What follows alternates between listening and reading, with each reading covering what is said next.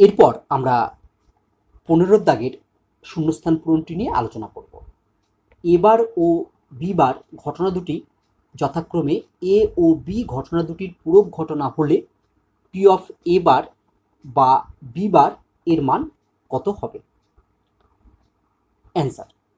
এই প্রশ্নের উত্তর করার পূর্বে আমরা একটি নোট পড়ে নেব।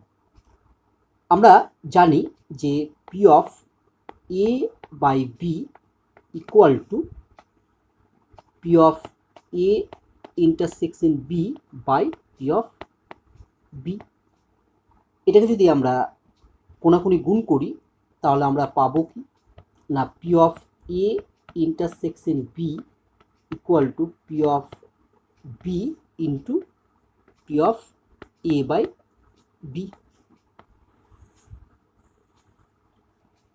আবার আমরা জানি যে P of B by A equal to P of A intersection B by P of A. এটাকে যদি আমরা কোনাকুনি আবার গুণ করি তাহলে আমরা পাবো P of A intersection B equal to P of A into P of B by A. তাহলে দেখো P of A intersection B এর দুটো ফর্মুলা পেলাম। P of A intersection B equal to আমরা একবার লিখতে পারবো P of B into P of A by B. অর্থাৎ আমরা যদি পি অফ বি দিয়ে শুরু করি তাহলে দেখো ইন্টু দিয়ে পরে লিখব P of A by B.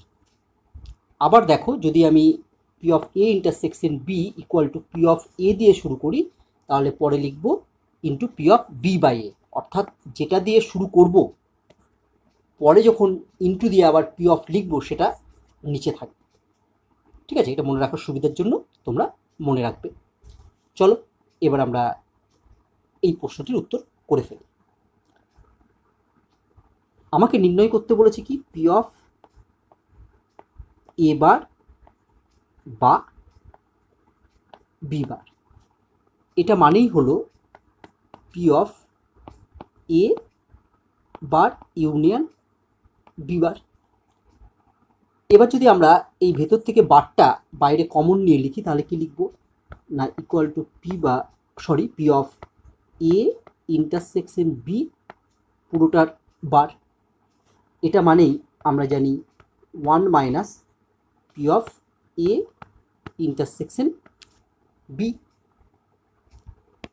Equal to 1 minus, এটার পরিবর্তে দেখো আমরা একটু আগে শিখলাম লিখতে পারবো P of A into P of B by A.